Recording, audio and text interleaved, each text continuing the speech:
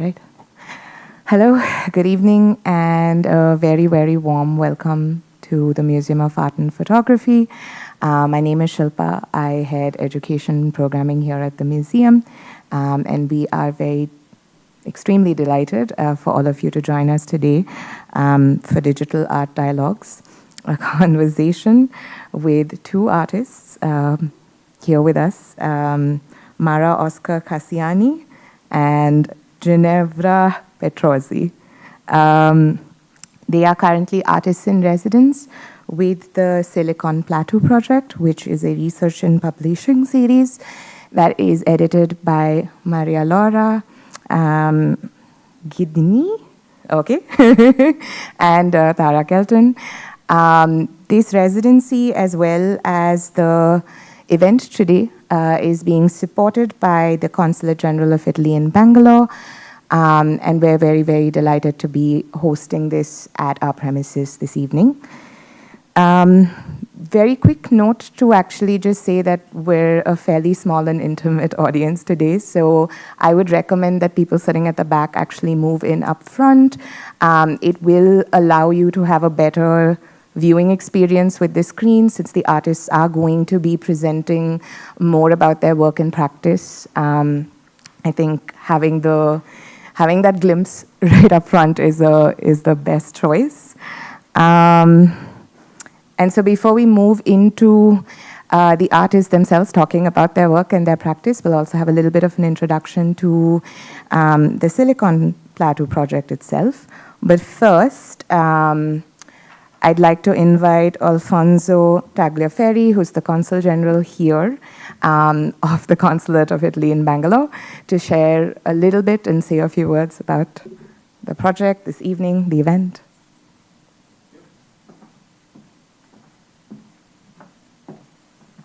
Good evening, everyone. Namaskara. Yes, really just a couple of words, since we will have a proper introduction by the curator, Marialaura Ghidini. Just to thank you for being here and to just reinforce the idea that the Consulate General of Italy in Bengaluru, which is here since already 1.5 years, is very active in promoting Italian culture in every possible forms, from music to dance, theater, performances. This is the first time we have artists in residence, which we believe is a very powerful way to establish new people-to-people relations. And as we call it, because they've been here for 3 weeks, they will be here for 3 weeks already. 1.5 is gone, and we hope that they will establish and nurture links with local artists and the community of Bangalore. If you would like to stay in touch with the consulate and to follow more of our events, you will very easily find us on social media, on Instagram. We have also a WhatsApp community. It's Italy in BLR, and we have events every month, sometimes twice a month, sometimes thrice a month. So we do many things. I hope to see you there too. Enjoy the show. Enjoy the talk.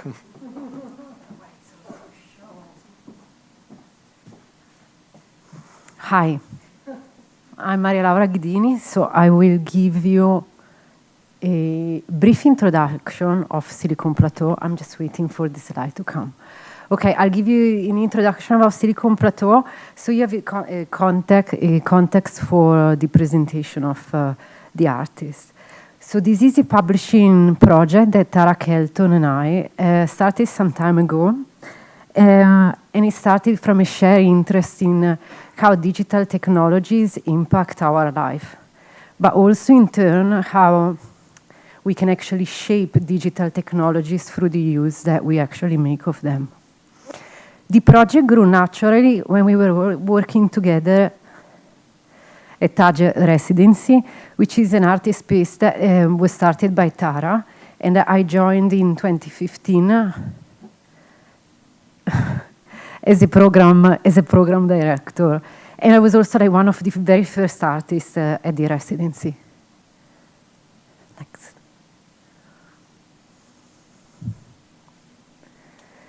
So there were two characteristics that we were interested in Taj Residency, and one was multidisciplinarity, and the other one was practice-based research made by artists. And basically, we use these two characteristics, and we brought them into like the editorial work that we do with Silicon Plateau. Next, please. So we decided when we were there to try to look at the relationship between arts, technology, and society, but do it with a focus on context-specific narratives that are related to Bangalore without using universal technological narratives that we always hear about.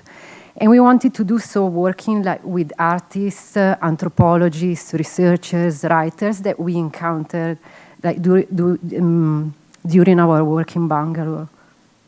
Can I have the next one? And so Silicon Plateau started. The first volume was published in 2015 and was basically a collaboration with the Research at Work program at the Center for Internet and Society in Bangalore. And here you see the different covers. They were all images taken from real estate brochures and marketing pitches, actually. Can I have the next slide? So the question at the heart of the first volume was what you see basically in this slide. In what ways do market-driven narratives from advertising to real estate development shape the representation of the city and the everyday experiences of its inhabitants? Next, please. We had 9 different contributors. So one of them was, and I'm going to show you like four snippets of the contributors inside the book. One of them was by artist Abhishek Azra, who explored the legacy of cultural critic D.R. Nagaraj in the context of Dodaballapura, which is this historical silk weaving center near Bangalore that I assume you all know. Next slide.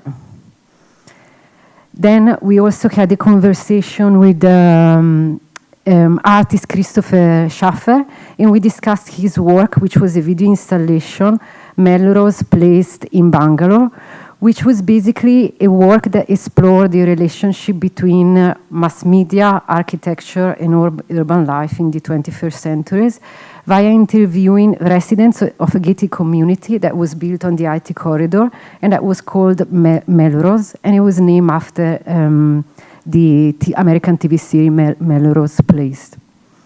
Next slide, please. Another contribution was by the Italian collective Yokose, who was in residence with us at Taj Residency at that time, and they explored the discrepancies between technological promises and lived reality, and they also wrote a manifesto that focused on the idea of reinvention through failure. Next, please. Lastly, there was a contribution by writer Anil Menon, who wrote a fictional story about the lives of IT workers in Bangalore, and he focused on how they balance the pressure of working in the tech industries with their aspiration and desire. Next, please. The second Silicon Plateau volume was published by the Institute of Network Culture in Amsterdam, and we had 16 contributors. Next, please. And it focused on, it had this question at heart: what does it mean to be an app user today as a worker, a client, or simply an observer? Next. We had very different contributions for this volume. Lawyers Sunil Abraham and Asvri Rai analyzed our online behavior through the lens of the environmental impact they have on the physical world, and they actually focused on the cloud kitchen model. Next. Artist Mariam Suhail explored the language, the role of the language plays in our interaction with the mobile applications. Next. Writer Sauda Kazim offered an intimate look into the life of a woman working in the customer support department of a food delivery company. So it's a fictional story. Next. An anthropologist, Nicole Virgilio, instead looked at how communication apps like WhatsApp are repurposed by citizen groups to create digital public spaces. And lastly, Lucy Pavlak, who was another Taj resident from Mexico, wrote a tale where she imagines the sharing economy as a space for human connection and unpredictability. The volume is being presented next. The volume has been presented at various events. There was a book launch at Gallery Ski. It was presented at the Creative Encounters with Science and Technology Conference at Kochi Biennale. And also it was presented as a form of interviews in collaboration with Banner Repeater, which is a space in London. Next, please. And now, thank you to the support of the Consulate General of Italy, we have Italian artists Mara Oscar Cassiani and Ginevra Petrozzi with us. And they are currently in Bangalore. They're here. You will hear their presentation. And they are hosted by One Shanti Road Studio Gallery. And as we speak, and as well it come out maybe from the conversation, they are immersing themselves in the life of the city. And they will be contributors of the next volume of Silicon Plateau, next, which is also the last one. So the next volume will focus on how technology, magic, and rituals intersect. It's like a very vast theme, but we are working on it. And one of the main questions of that the book actually talks about is the following: how local traditions, cultural symbolism, and ritualistic practices find new life online. How does this phenomenon challenge dominant digital narratives and techno-capitalism? Next, and we are done. You can download the books from this website if you're interested in seeing the other volumes of Silicon Plateau. Now I'm really excited to just give time to the artists to do the presentations, and we start with Ginevra Petrozzi. Oh, yeah, is that okay?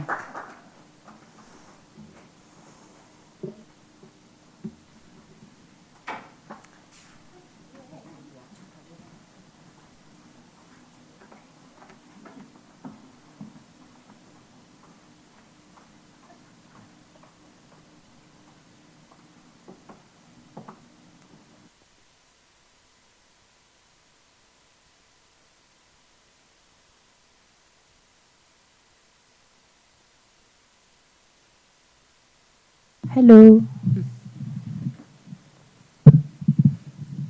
Thank you. Hello, everyone. Thank you for coming. My name is Ginevra. Just short note. I am bad at talking in public for the first 5 minutes, and then I'm good. So in the first 5 minutes, I will read a little bit, and then I will feel smooth, and I will start be just improvising.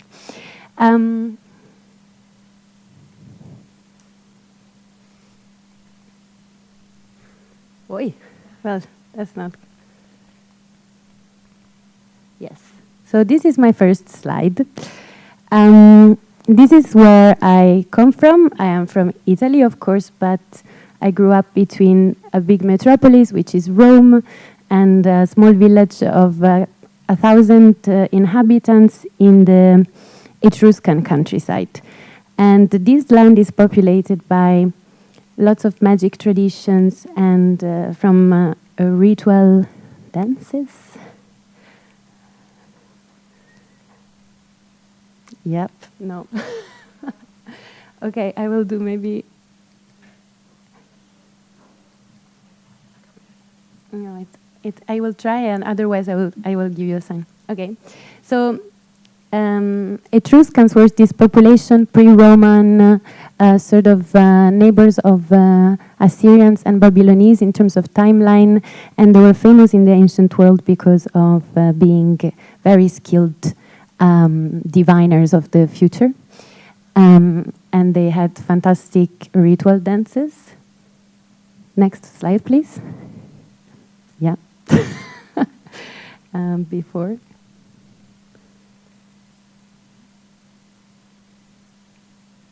It was just the second slide, please. All right. Yes. So magic and entering even the ceramics. So for example, this is a cup that someone would drink from, and the eyes would cover the eyes of the drinker, averting the evil eye at the table. Next slide, please. Oi, oi, oi. Okay.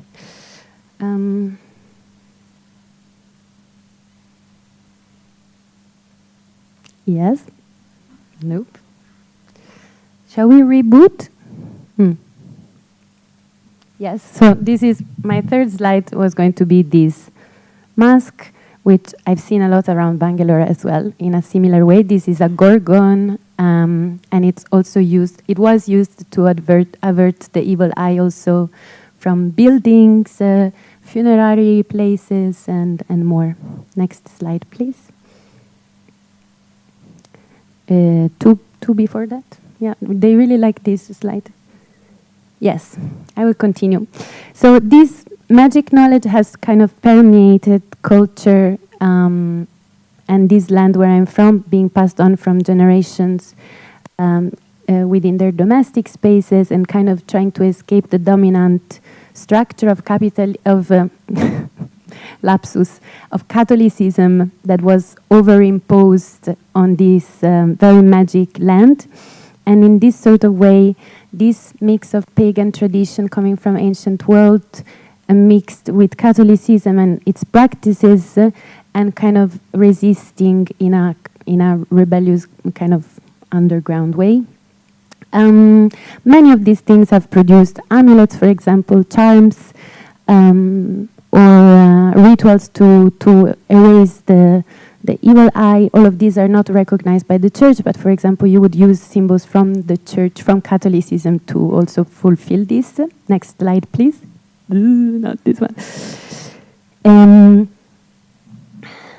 Yeah, so this is a sentence, for example, that I've heard my mother say a million of times when the salt would drop on the table, that she would take a little bit of it and throw it behind her back 3 times, reciting this sentence, which means salts that can ward off, take away this curse. And so I wanted to speak a bit from where I'm from, because when we speak of magic, it's very easy to become generic.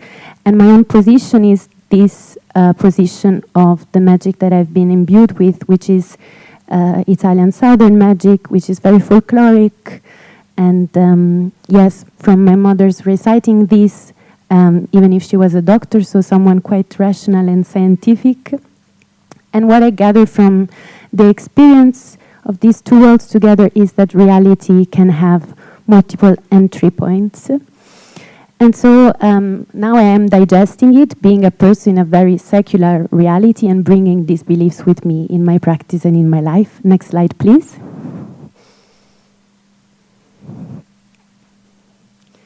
This is a quote from Ernesto de Martino, which has been a writer that I've been grounding my understanding of magic with, that says, "Man," we will pass this to him because it was the 50s, "man has trusted rhythmic celestial repetitions precisely to protect the soft, liable calendar of his heart and to be able to inscribe the precarious times of his hearts onto the more stable times of the sky."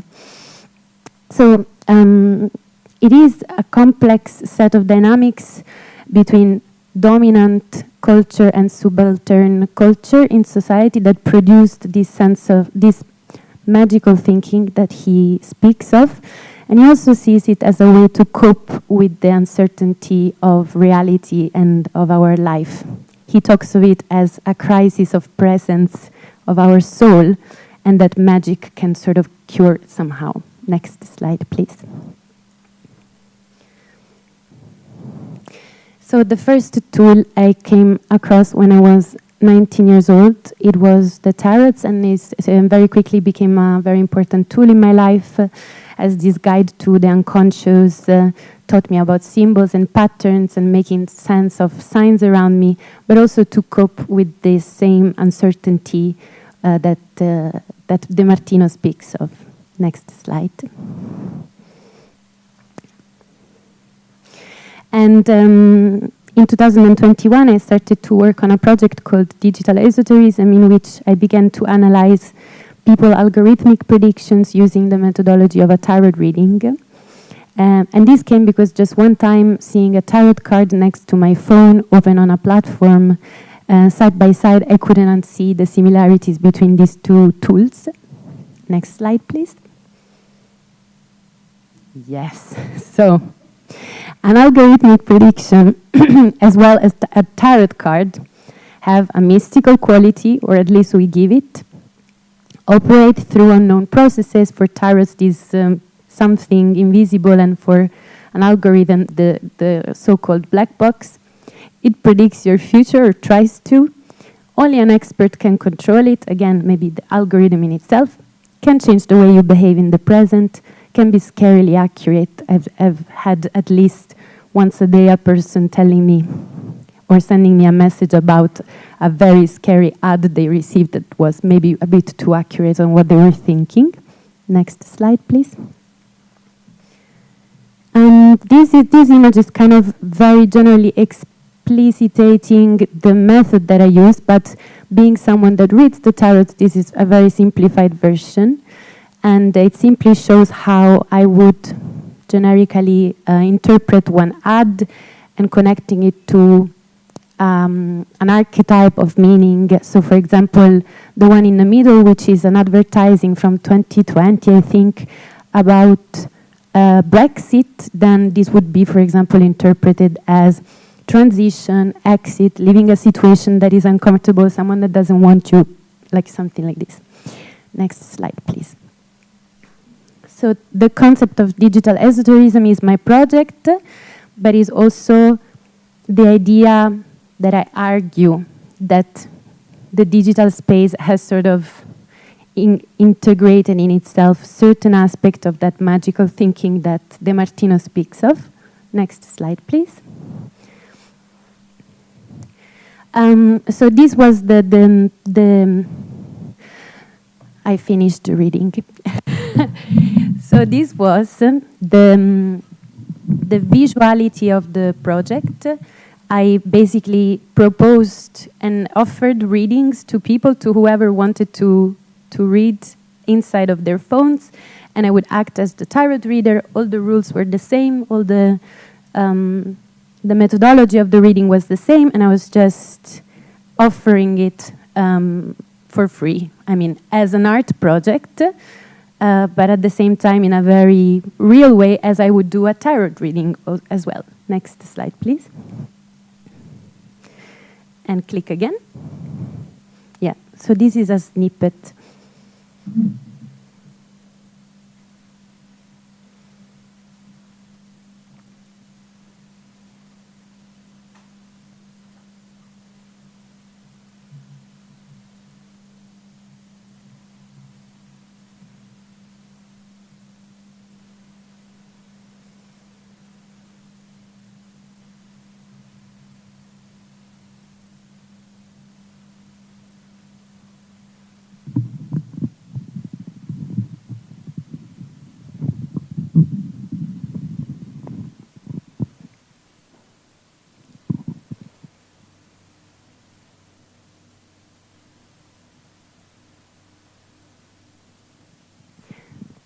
So this was the premise of a bit every reading, and then in this case, the querent, this is the technical term for who asks to be read, is starting by choosing the platform in which they think they represent their past better.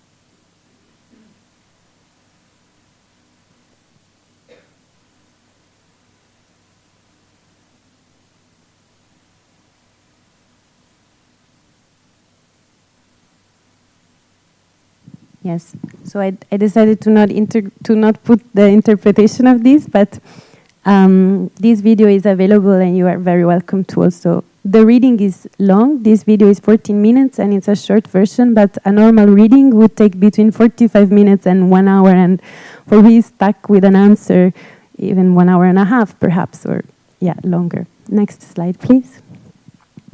So this was the first project that I did ever as an artist, and that was my way to respond to this sense of precarity that I think the modern human, instead of finding it in spirits, finds in the digital realm.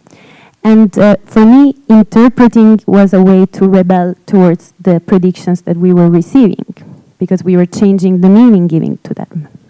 The second project that I'm showing today is about another attitude towards algorithms. And in this case, I said, I think I should try to change what I receive instead of just interpreting it.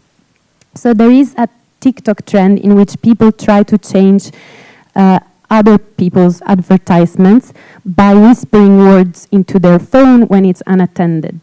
And it happens for significant others, so whispering in your husband's phone, therapy for men, or whispering in your boss phone, how to give bonuses to your employees.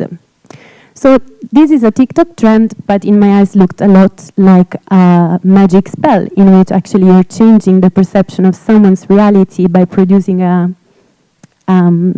enchantment somehow, but using the law of the algorithm. Next slide, please. This is a work that's called Time to Influence Your Targeted Ads, which is the same title that people put on these TikTok videos. Next slide, please. The first time that this project manifested itself, it was in Rome during a residency. Actually, I was with Mara doing this residency in Rome.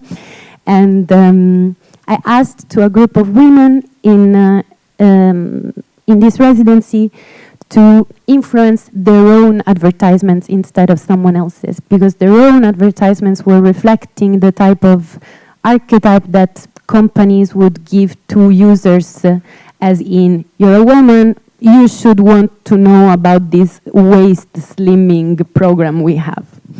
And so I asked them to write their perfect future, which is an exercise in cognitive behavioral therapy that my father passed on to me. And the juice is that you have to write your perfect future only using present terms and only using it in positive. So instead of, I would love a big house in the countryside, you say, I have a big house in the countryside. Next slide, please. Can you play it?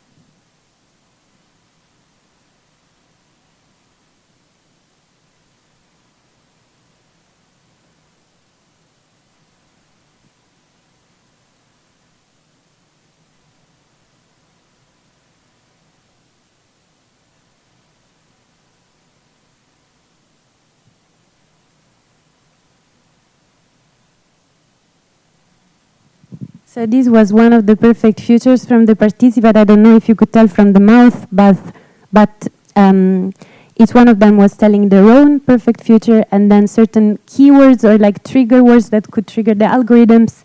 They chose the ones that were reflecting the group's values, and then they all said it at the same time as well. And what they have in front of them is their phone. They're talking to their phone to influence the advertisements. And to hear this choir, I didn't put it here, the voice. This is also public, you're very welcome to watch. But it's like you're hearing an enchantment, all these voices together. And next slide, please.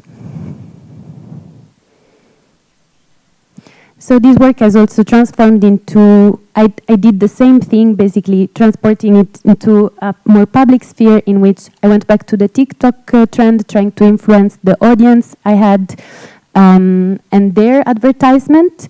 So I was reciting words into a microphone. This microphone was connected to speakers that were pointing at phones, voluntarily given. And I was changing their algorithm, saying various things like, next slide,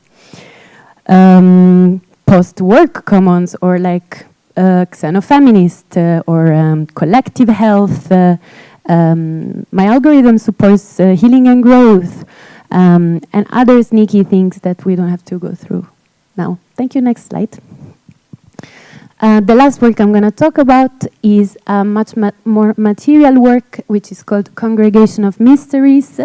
Next slide.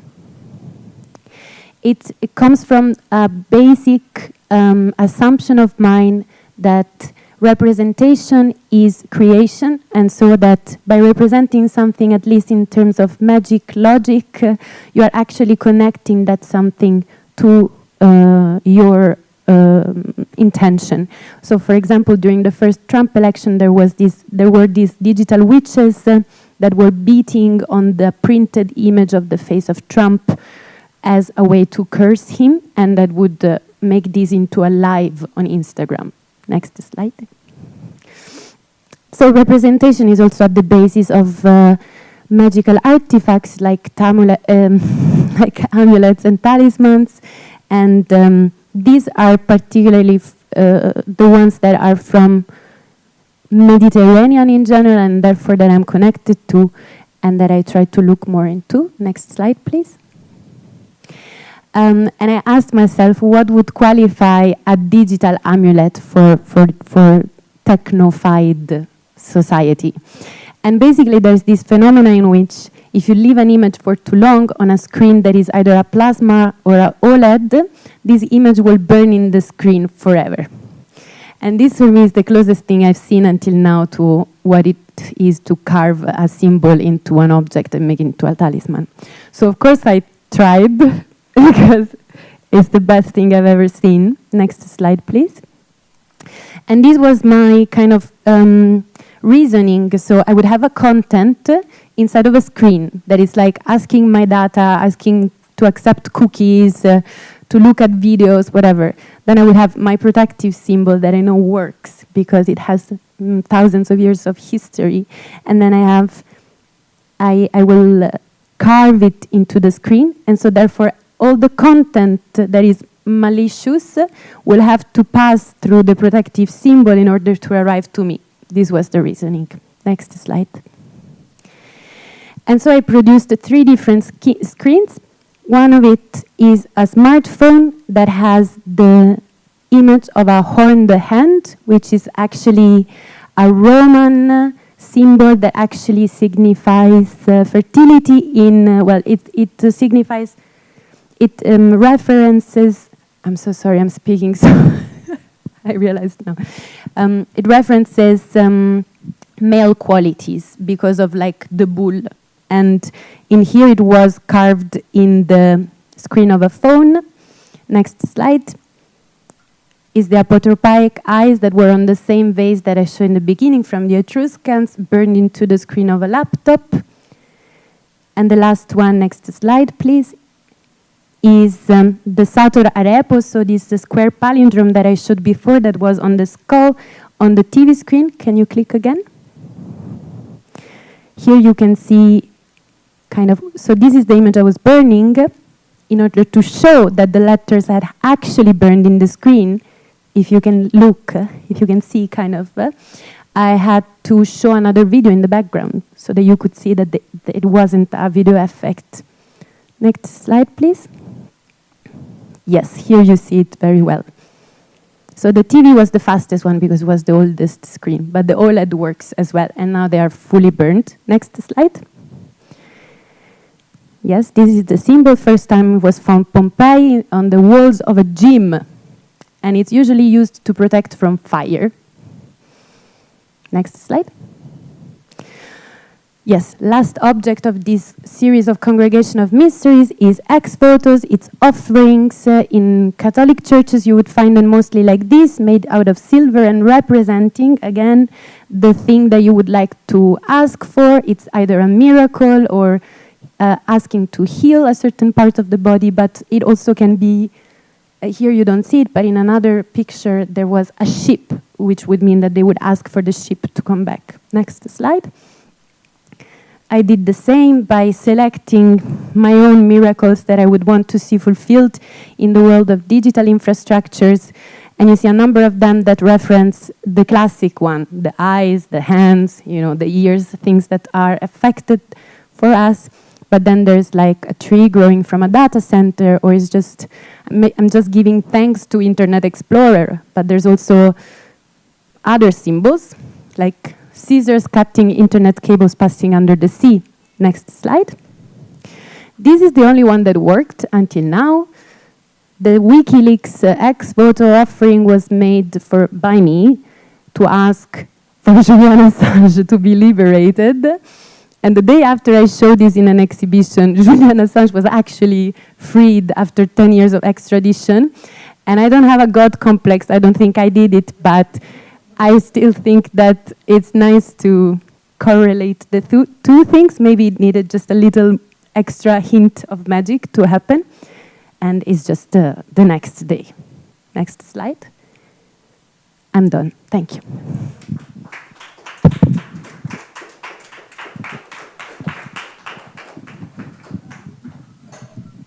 Mara, je vais put it back here.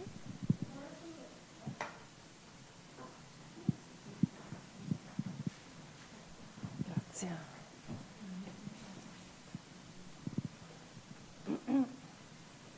I guess without it's okay.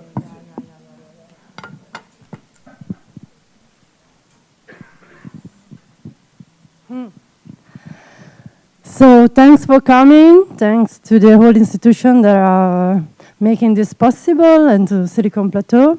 And also thanks to our sign languages performers. I love them very much. This is for you. Okay, and so I'm Mara Oscar Cassiani. I work in digital performance and new rituals that came after the globalization and after the internet, basically. In my research, I try to connect my origin from the Italian countryside and my archetype as a person from the South Mediterranean area with what is my culture, so the internet and the clubbing and the new rituals that came after. So next. Yeah, I already said this. We can skip. Next one. Okay, so I observe a lot and I enjoy a lot of rituals that comes like from TikTok, from Instagrams, and our all algorithm bubbles, and allow when it becomes a collective ritual. For example, this frame is from a work that came from a ritual that is in the north of Italy, and it's called Krampus. They are winter demons. And in the specific moment of the winter demons, there were this viral filter and collective rituals, even if the users were not conscious of it, about transmutating yourself into a demon. And I guess that, Peter, you know the Krampus, right? We have a lot of, in our area, we have a lot of rituals connected to the winter demons. And also I'm the daughter of two winter demons, because my mother, she born during the came out of the first winter demons, the early December, and my father came. He born when he was born when there was the second arrival of the demons, and it's on January. So and I observe how we still are into our old rituals as archetypes, even if we don't know them anymore. So, and how they can connect with our seasonal culture. Yeah, I speak a lot with the languages as well, with sign languages. And next. So this is about an internet rituality. We just made it online on streaming, and it's called the Stay Cute Uvu. Uwu is the new languages from the keyboard of the laptop to write like a kitten. So it's a face kitten, Uwu. And then you have two eyes of the kitten. It's like a no ages collective culture where people cosplay kitten, vote kitten, connect between themselves with cuteness. Because cuteness, unexpectedly, next slide. Yeah, cuteness unexpectedly became a big thing on the internet. As the founder of the internet said, I never expected all these cats on the internet.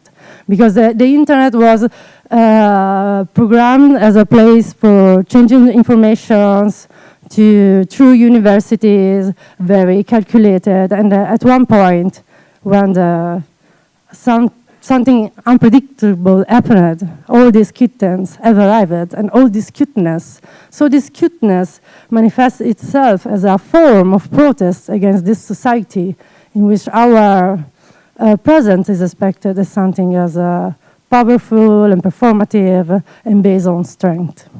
Next. Yeah, I already said this. So next again.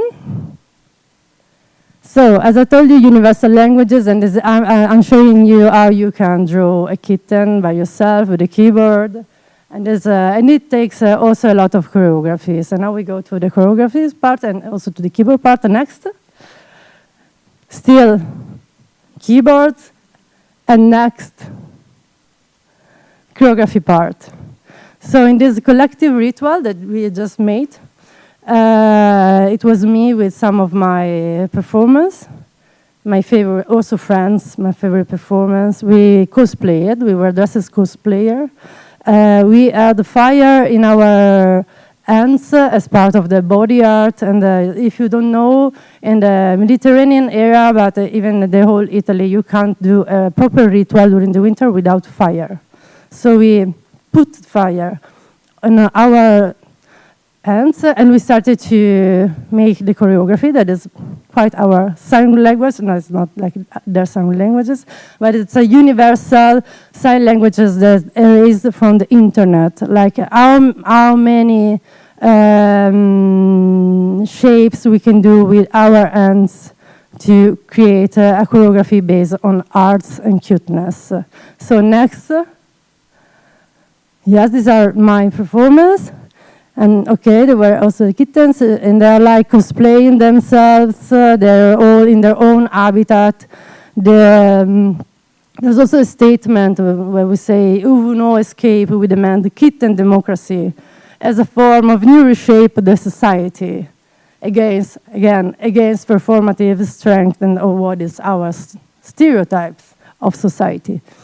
And then, next. As you can see, there are many ways to do arts with hands. And there's also arts, a kitten heart. And there's another art there. And then there's another art over there.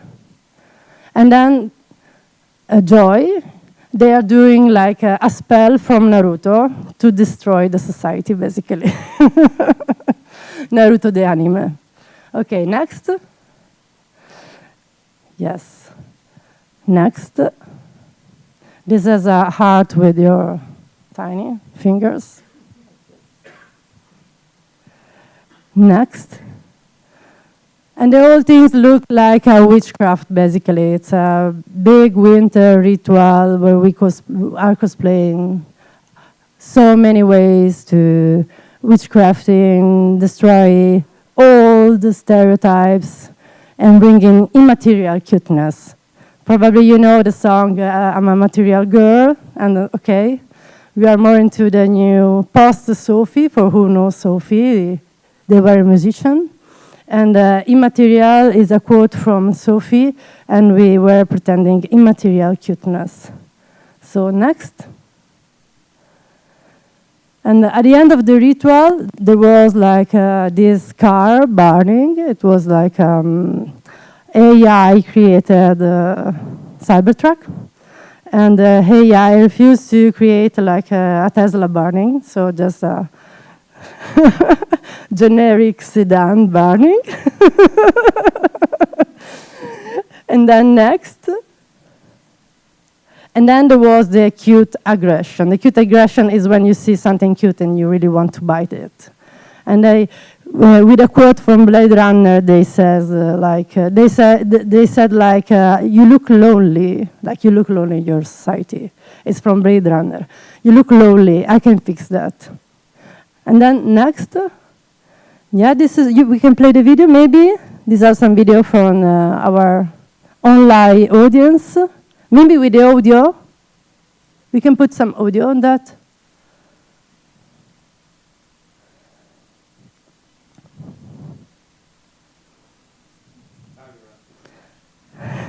The audio is too much. We can. Yeah. Maybe it's a bit low.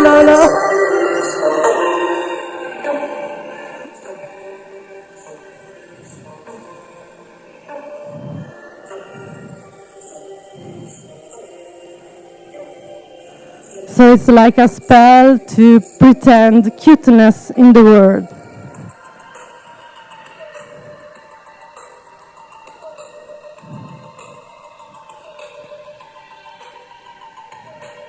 And these all choreographies are like made for the webcam. It's the new webcam languages that arose from like the globalization of many people of different generations trying to connect themselves without having a common languages, because in the early internet nobody was like so much into the English. So they were trying to find new ways to communicate and finding new ways to communicate. Sometimes it's like using sign languages and what you can do with your hands, basically. So next one, I guess, yeah, that's something more, yeah.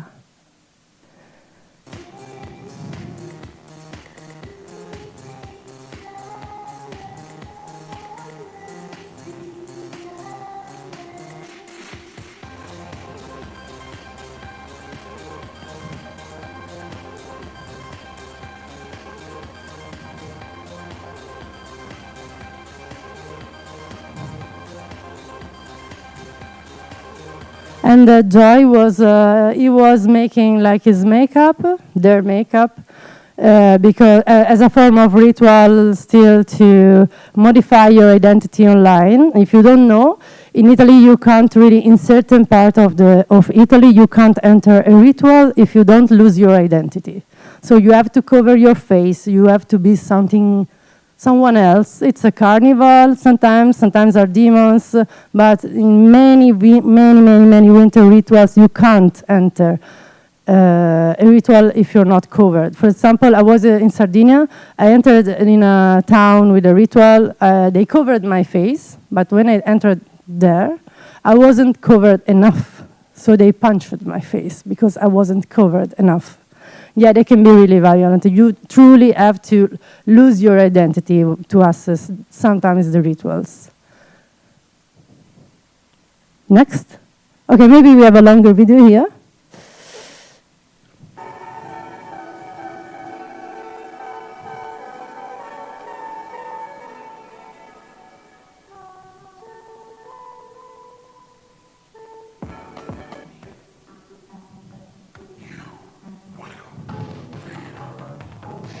Yeah, that's the ritual from Naruto.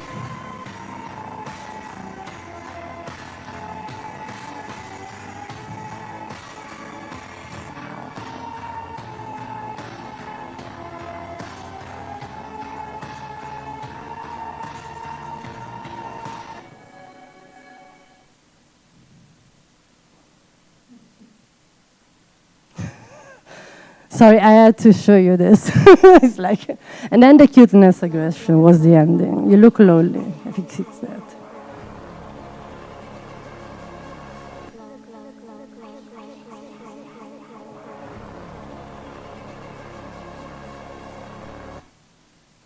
Yeah, I made it really quickly just to show something. So I guess that we can skip to the next one. Okay, spirit avatar. So spirit is a ritual that crossed my winter rituals with face filters, basically, and a lot of traditions from our Sardinian cultural heritage.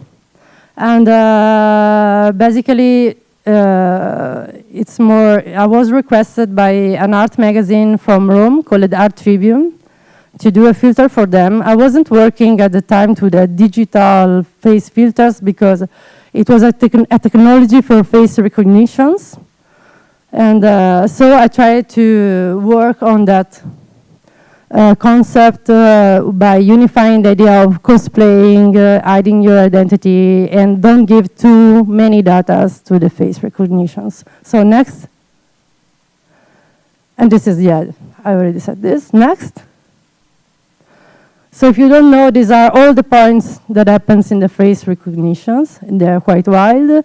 And the all face filter in our technologies were used to improve the training of the data mining of our faces.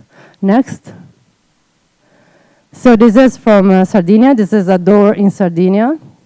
And yeah, we have a lot of bones in our rituals. And there's a part of the Sardinia where the rituals are, you have to dress like your animal to be respected, to respect the animal. So when you kill the animal, then you take the bones with you and you dress like your animal at the carnival to respect the animals. And you become an animal, basically. You become your animal and your ghost became one with his soul. It's like a pre-paganism, pre-goddess. It's a bacchanal one-to-one relationship with your animal. And for enter these rituals, you have to cover your face. So I use the fact that and the paint is made by wood, a specific wood from that area. And you have to burn that wood and you have to cover that your face with that wood, otherwise you can't do the ritual. Next. So yeah, this is basically the painting to don't give too many data recognition informations about the people that took part of this ritual, because this ritual became like a big thing. It was a collective ritual on the Art Tribune Instagram, and a lot of people joined it. So I covered my face with a black painting, and then there was, I guess this video can go. You can play. Yeah, and this is the mechanic. So it's like,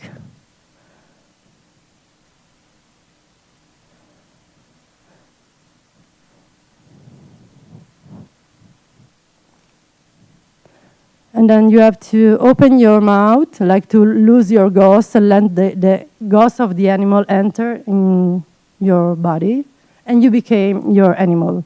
Literally, if you don't have an animal, you have to go like in the countryside and looking for bones to wear, basically. Or you can't literally have access to the ritual. Next. Okay, these are the winter rituals that I'm telling you. These are the Krampus. They're more violent, I guess. It's violent, yeah. And they're really all beautiful. In the north of Italy, German part, Austria, they're mixed with also techno music, and it's amazing to join them. And this is from Orotelli.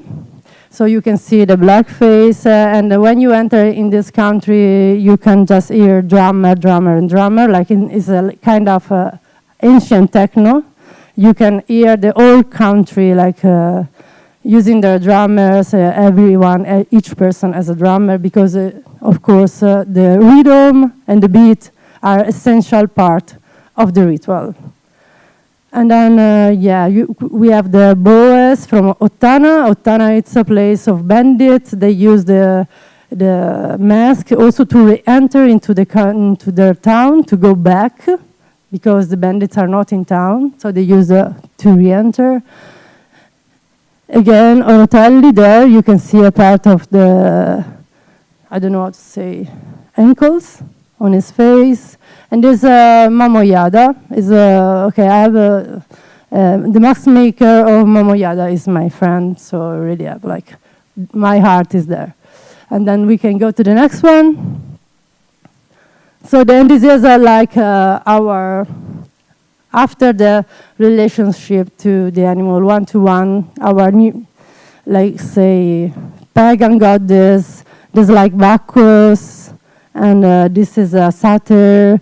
They were like half human, half animals, and there's like the Medusa with the snakes, and they were kind of wearing their animals, but it's still one step forward. It's like after the bacchanal where you became your animal. Okay, next one. Okay, this is my friend. Franco Sale is the mask maker of the Mamutones in Mamoyada, and this is his studio. Next. Okay, this is a kind of an inspiration that was part of my costume, because I asked to the people of these carnivals to alterate my costume, because I was doing a ritual that was spirit. It was a techno clubbing ritual based on rhythm, and I asked them, okay, alterate, give me a featuring of your from you to my costume. Next. Okay, this is one. Okay, this is another thing. We went to do spirit. This is kind of performance in the old city of Taranto. You can't really enter the old city of Taranto. It's a place of outlaws, and it was we were like really welcomed by the people, because when you talk new languages, the audience is always up to take them. Next. Okay, this was in Mamoyada, was the ending of the ritual, and the old people from the town entered the ritual. Next. This was basically in Hamburg. And maybe we can play it. And you can see, this is a lot of, the whole ritual is a series of steps from the techno culture clubbing, mixed with our steps from Italy. Next. This is the featuring that they gave me. I have to, show this to you, because it's going to be disrespectful if I don't show the work of the mask makers, basically. Next. Okay, this is a team from Spirit. We made it in a festival, and I took this photo to show that basically the whole ritual is female-based, and many rituals in Italy are only in the hand of male people or men. And we were kind of rewriting the history of the rituals by being just females. Again, next one. Okay, again, the people from the old city of Taranto, it's a really dangerous city, but they really welcomed our work. They were so happy to have us. Next. This is another ritual. It comes from the internet. It's about how female appropriation of rituals, but also working on your weakness, and how can you work with your weakness when your body is not used to work on strength or other emotions. So accepting the fact that you have basically a feeling body. So we were doing the part of like sisterhood. Next. That work. Next. And we made it in the outskirts of Rome. This is another ritual from the internet, like collective rituals, collective bubbles from the algorithms.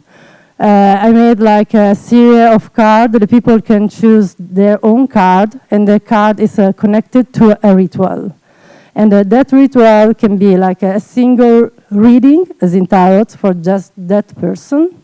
So that person has its own reading, its own ritual, or a collective ritual. You never know. In this case, there were a lot of earths coming by, because the people who choose that card, you choose it randomly. You just pose a GIF. It's a GIF, and you choose it randomly. And it was about learning all the way to do earths with end. Next. Yeah, it was all the ritual. Next. Next slide. Stop. No slide anymore. Okay. Yeah, there was another card, and the card was about ghosts. That was that specific character from the internet, and all the people looked for what is ghost in their Instagram filters and how they project themselves as ghosts or their, evils in the filters. Next. Oh, yes, Stargate. Stargate is a winter techno ritual that I did it in the North Pole, like in the north part of Sweden. It was a techno ritual that became a sculpture, so you can see it. It was made like in the polar circle of Sweden. And the next.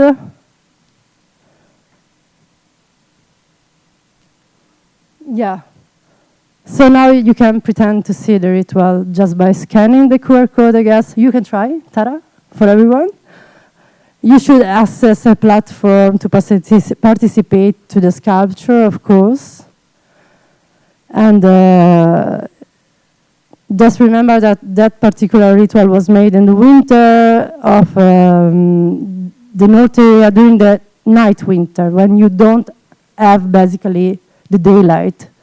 It's just dark.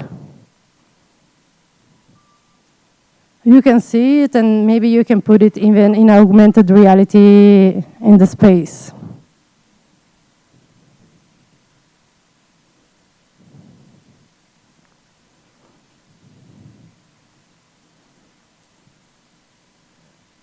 Tara, can you see it? Can you show it to other people? Maybe there's a lady there that wants to see it. That lady.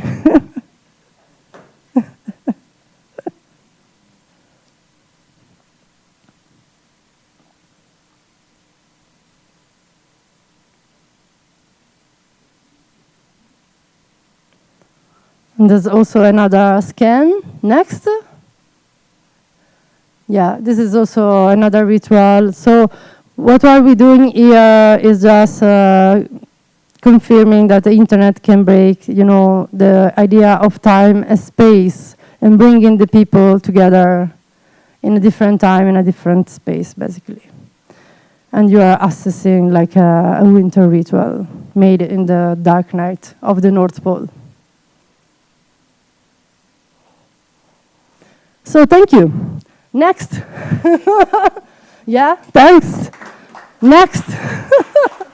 Yeah, just a quote from Pasolini for you, yeah. And I did it. Thanks all. Thanks everybody.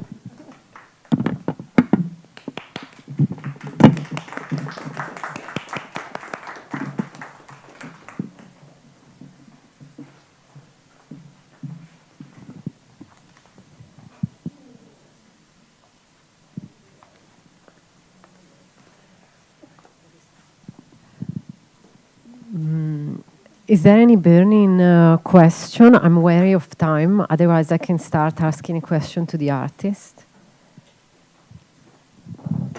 You will also have to come and sit here, I guess. We can be very close. I don't know if you want to stand.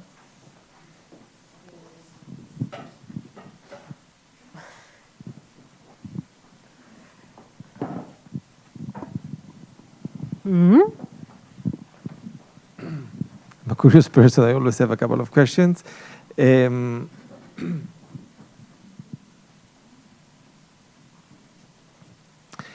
to both the artists. Two questions. One is that usually, I guess that in rituals that are done among real persons, there's a sort of a strong, how to say, energy in the room. Also, if you want to go to the rituals, you have to take some courage. You go inside, you are in the same room, something is happening, the bodies are closed, there's some energy around you. So how does this change when you do the same rituals, but everybody's in their home and they're just in front of a camera, and you can just step out at any moment, you're a monad, you're not in the same atmosphere.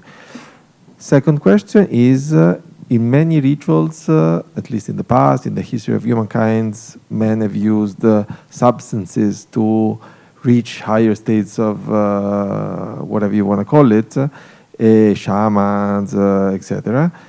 Also in the techno club, people take substances. I don't know if we can put it close to a sort of a ritual, but is there any link between the two? Thank you. Good call.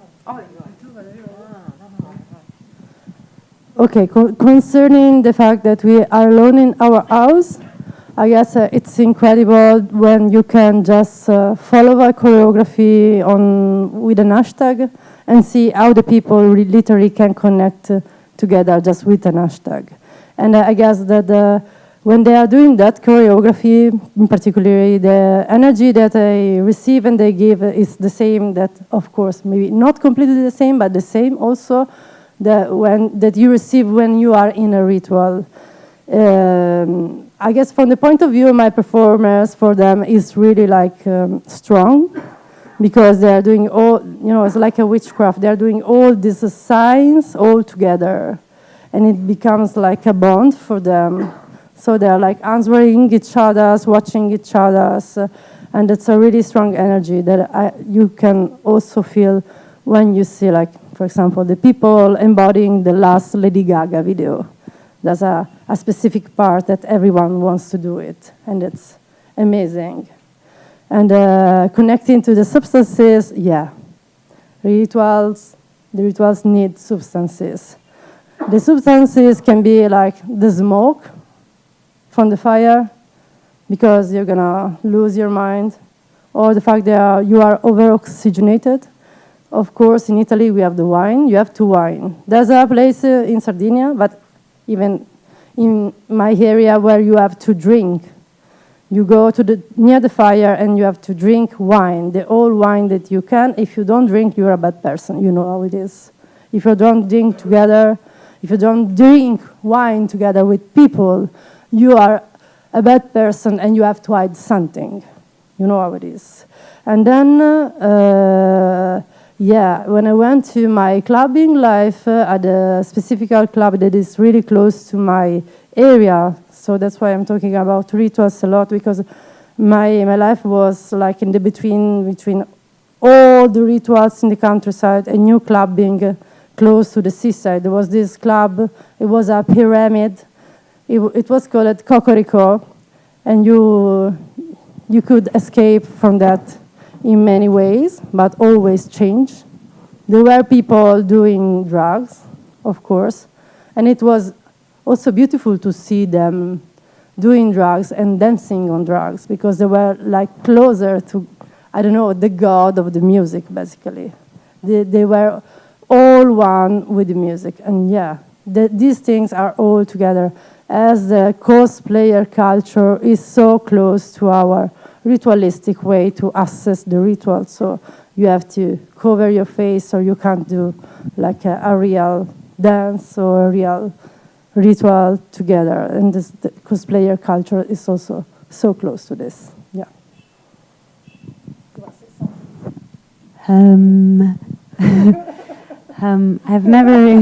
I've never inquired myself about substances, but because I think we speak about different types of rituals, I've been interested a lot in predictive techniques, in which I'm sure there is at least one in the world that needs a higher state generated by a third thing.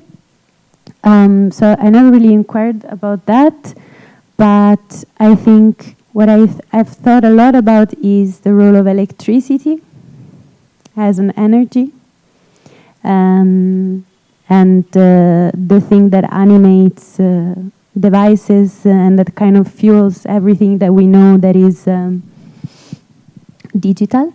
At the bottom there is electricity, and so that's very earthly, no? And I've thought a lot about the role of screens in my case, because of these what we now know as digital interfaces we know firstly as interfaces. And so the tarot card is an interface as much as, a reflective surface in which you want to look into, or the classic crystal ball, or all of these are surfaces that become interfaces. So I guess that's what I've been thinking about mostly, but I'm not sure I answered your question, so that's what I can give. No, I think your practices deal with the body in a very different, I guess in a different way. But like, to reply to your question, I find it like very interesting in terms of the body. Like, online you're completely disembodied, and I find it like problematic. And we also all remember during the pandemic how we felt like completely detached from our bodies because everything that was happening in our life was actually via a screen. But what I think is also interesting, for example, in Mara's practice, is that she actually manages to bring like the energy of that collective body in real life online, using a language that normally you have online, but it's really kind of like disembodied and really far away from like your senses and emotions. So in that way, I think it's an interesting bridge to actually, that allows you to think about how disembodied our body can be, and how embodied it can be in different ways. So that's, I guess, my opinion on it. Is there anyone that has a question? Otherwise, I really wanted to ask you something, so maybe I'll just ask you. And so you have a very different, and we discussed this before. It's a question which is in relation to the next Silicon Plateau, which is, despite the fact you work like with rituals and ideas of magic, collectivity in a very different way. I wonder if you could tell me and also the audience in which way you think that your practice or the way that you also work like with archetypes challenges like what we were saying before, like these dominant digital narratives of today, and perhaps which dominant digital narratives you're thinking about when you make your work. I'm interested in both of your perspectives, so whoever wants to go first, it's fine.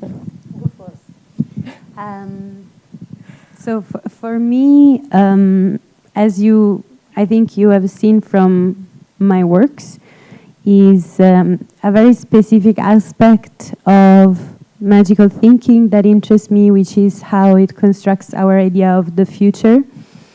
And especially when you talk about predictive practices, the idea of the future is always there.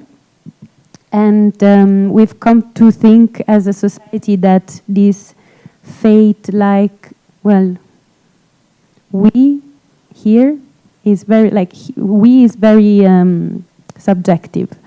So I'm going to start speaking as the enlightened post-modernity general West that ontologically has decided that the idea of fate is no longer there. In a secular society, we cannot include fate as a reality, right?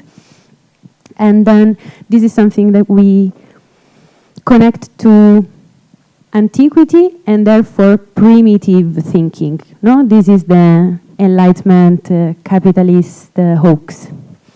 And my whole research has been about how current predictive systems continue to perpetrate this idea of a destined future.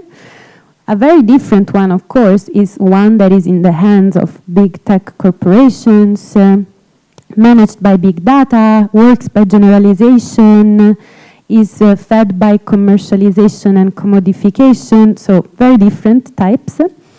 So the type of, in your question you asked, what type of? Dominant narrative. Exactly. Dominant narratives I'm trying to rewrite is this one, the idea of this unified future, which you can see in how I want to read into a phone like a tarot card, or how I want to use the law of the algorithm to change what I receive as a user. Is all this way to kind of regain presence. And I'm sorry, I have to quote De Martino again, because it's really this crisis of presence. And another writer called Federico Campagna that wrote a book called Technique and Magic, The Reconstruction of Reality, went even deeper in this by talking about technique and magic systems as metaphysical systems. But here is like, but talking of how in a technic reality, ours, magic is technically impossible. And there are certain languages that connect you to that system. But so I try to tap into these other languages in a very different way from Mara, but I try to tap into the language of the spell and the the enchantment, the amulet, the talisman, to sneak in there. But who knows if it works also. As magic, you don't know when you do a magic spell if it's gonna work or not. Yeah? Okay, nice. So, do you have the... Can you hear me? No. Now, yes? Yes. So, as a user or a person that comes from the early internet, my vision is the vision of the Pirate Bay. I don't know if you know it. It was a sharing platform where you have to share the things with the people that had no access to these things, like music, for example. When we were in the analog time, we used like Pirate Bay to give access to the people to knowledge. And to receive knowledge and giving and mixing our knowledge, and even give the possibility to people that can't pay things to have something like music. I mean, the bare minimum. And so I guess that actually when I approach a technology, I'm always a bit critical. So this technology is bringing us benefits or are taking us out from benefits. So as I use the filter to give less data mining about face recognition, so this always this. And also before the bubble of the algorithms, we used to connect each other with the aesthetics. So cosplayers use the aesthetics to connect each other, and then sensibilities. Or we use the aesthetics, or we use a certain element, like sculptural element to connect each other, so, or specific like Kawaii aesthetics, or like on Tumblr. It was a way to escape your daily solitude in a society where it was difficult to survive. And so it was a great place, and I think that it's still a great place for, although these bubbles are used in an ethic way and not in a non-ethic way to manipulate people's minds. And so when I approach technology, I'm always happy to see what brings, how ethical or not ethical it could be, and what, how much wellness you can take to the people. So, great. Now, on one side, I guess we have like breaking the bubbles, which is, this like filter. There was also, because both the artists are presenting two workshops on Sunday. I don't know if you know. So one of them, do we want to say anything about it? But before we get that, there was this idea of like you in your workshop and in your practice, for example, working with this idea of the expanded filter bubbles and what it means to do that. And in a way for you, what I also found very interesting about the artworks that you showed today, the selection that you made, it was also like working a lot with these like mainstream beliefs that we all have, but we never talk about, like the whispering on the phone, or the fact that, yeah, we think that our phones are listening to it, etc., etc. So in a way, it's two different bubbles, but they are still bubbles, and both of you are presenting in the workshops that you are presenting on Sunday are precisely about this. I don't know if you want to say anything about the experience that the people here might have if they come on Sunday. So promotion time. It's also explanation time and promotion time at the same time. So my practice is going to be about those algorithms that are like made over my online identities as the algorithm get that I'm interested in rituals, and it's bringing even more rituals to my device. More collective rituals. I collected all the rituals that I found it interesting from my bubble, where I can find archetypes in them. And yeah, I collected them in many artworks, screenshot artworks, and you will choose randomly a card or an image, and then we will do the collective ritual connected to that. That comes from a bubble. Yeah. Yes. It's a kind of like a content that might also cross over with your own bubbles. So it might actually be an interesting cultural exchange between and across bubbles. Yeah. Do you want to say anything about Yes. Yeah. Promotion time. My workshop is going to be quite literally the one that you saw from the project of modifying the algorithm. So basically, we will first look into the phone of the participant and see what type of content they receive, and kind of try to understand what is the user that they have been identified with, and then write this perfect future and recite it together to the phone. I would like to do a next step this time, which is to ask the participant to then, after maybe a week, tell me if anything, like document whether anything has actually changed in what they receive. I never done this because I didn't want to debunk the myth of myself that I created myself that is actually going to change something. I think it doesn't matter if it changes or not, because the performance of the spell is what we need. But maybe this time we can debunk or not.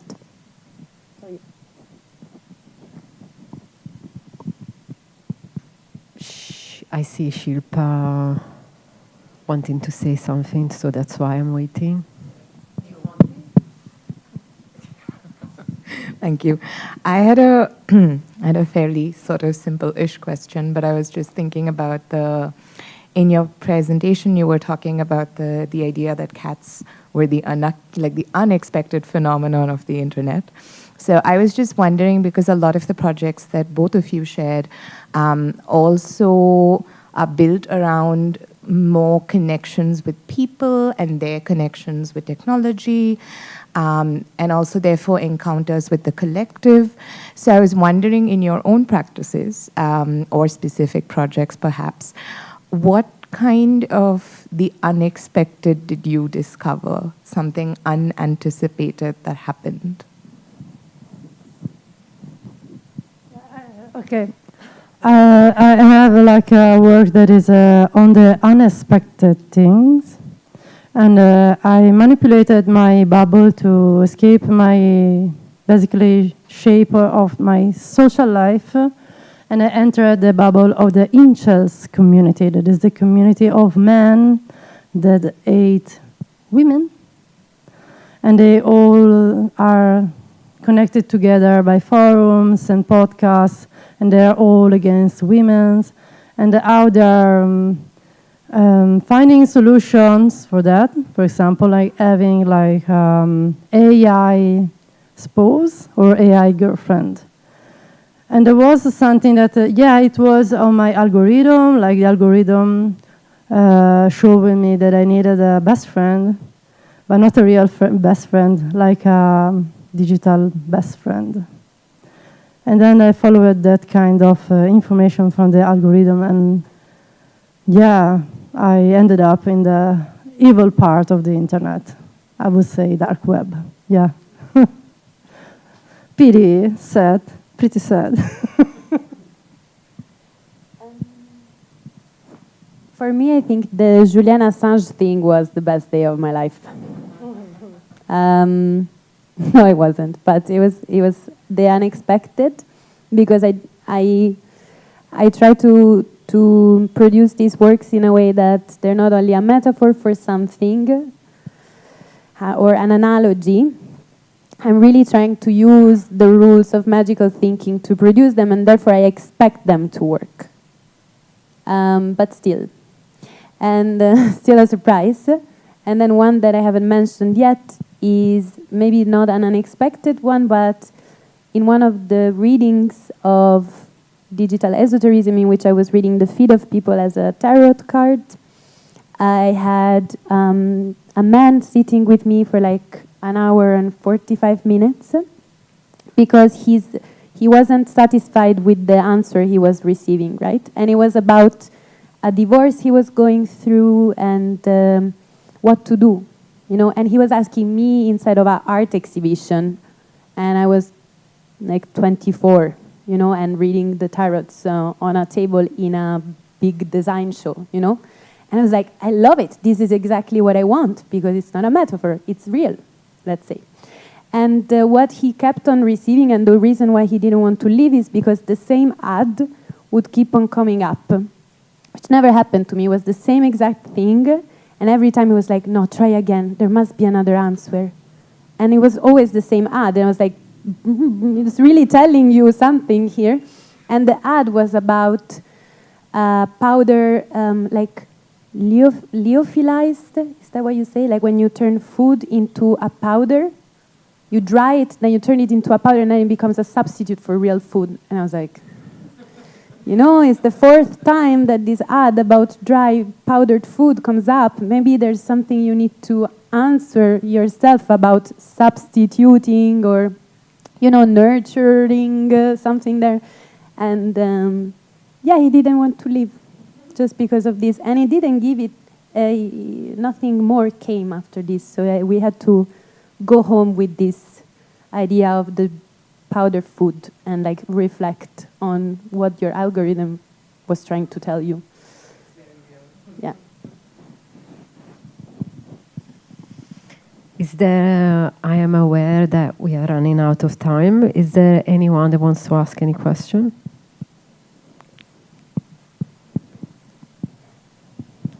Thank you for this talk. It's really amazing that technology comes into a cult, and that's the culmination.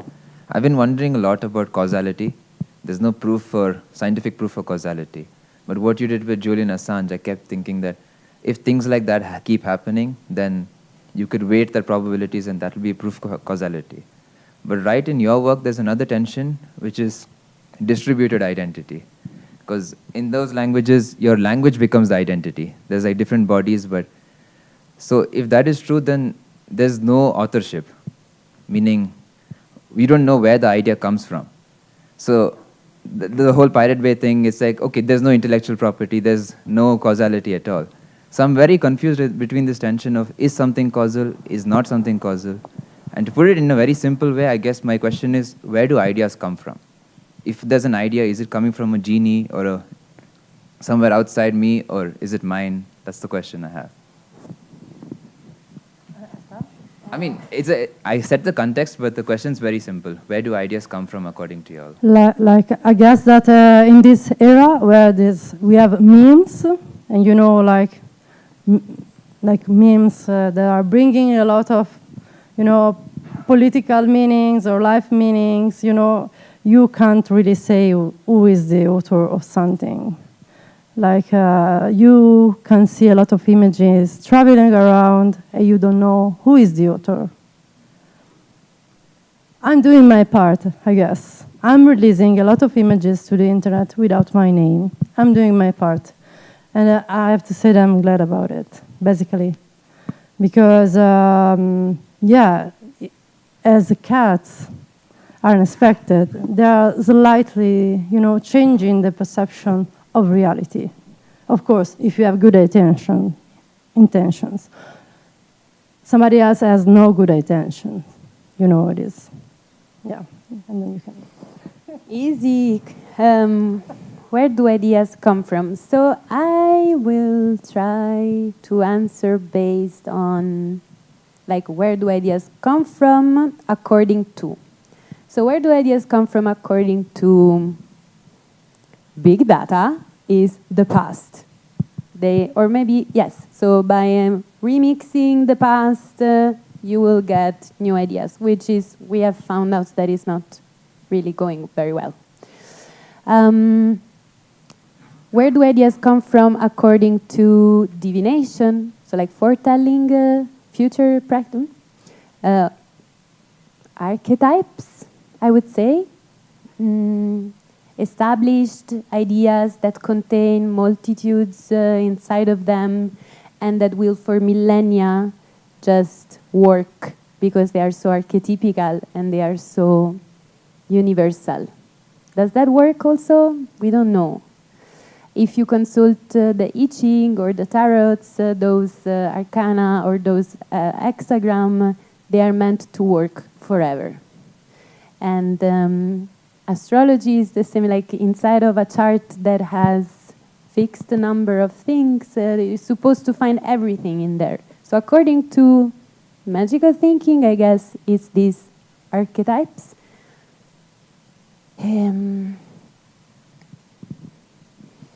Where do ideas come from according to me? I am not qualified to answer, I think. There are bubbles. Probably. There are bubbles. Yeah, where my ideas come from it's generally also a mix perhaps of the past and of archetypes, and then all of these remixed inside of like a screen that reflects back to me.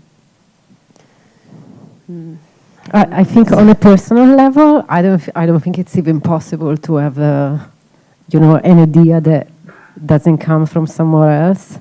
And I mean, historically, I think it's impossible. I just think it's just faster right now, and it's more constrained by the bubble. I think I heard somewhere this idea of all ideas are theft. Yeah, pretty much, I think. Everything is theft. So just live with it. And it's fine. But I think there was something interesting in their practices, and then I think, a way to counterbalance what I said that I see in your practices is this idea of excavating something that already exists and creating connection, even like mask archetypes, symbols, like whatever hidden histories we also have in Italy, in small towns that no one talks about, they are in no books. They are not, recorded. It's pretty much oral history. That idea of excavating that, but also being able to create again this bridge, this connection between that real offline life and also new online languages, ways of being together, etc., etc. So I think they can counterbalance my idea that it's almost impossible to have new ideas. But so, for example, if I can add one last thing, this idea of the camera cover that was in vogue for a little bit, to cover the camera of your laptop and the phone because everybody thought that some agent of FBI or anyone else was watching you. Very similar to the idea that the device are listening to us, right? For me, that is completely stolen from the idea of the evil eye, that someone is always looking at you and through the eyes sending bad stuff to you and being envious. So for me, the camera cover gadget is also theft from the magical world. As much as, the uwu is a theft from icons and symbols of runes or whatever, perhaps. Well, I don't know. We didn't know how to paint, and we painted with a keyboard. That's basically, we were like, cavemen. Cave people in the internet, and then we started to paint with the keyboards. I see. The archaeology of the internet. The archaeology.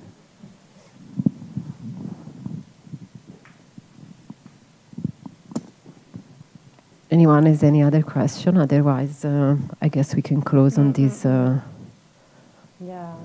note on archaeology of the internet. Okay.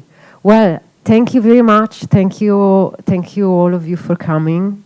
Thank you, MAP, for having us, hosting us.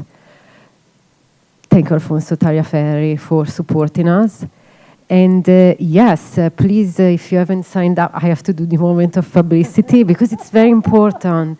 They are very experiential workshops, the workshops that the two artists will do on Sunday. So I suggest you can find all of the information on MAP website. There are probably still some places. And well, we hope to see you again. And thank you, Mara and Ginevra, for being here with us and sharing your practice. Thanks, Bengaluru. Thanks.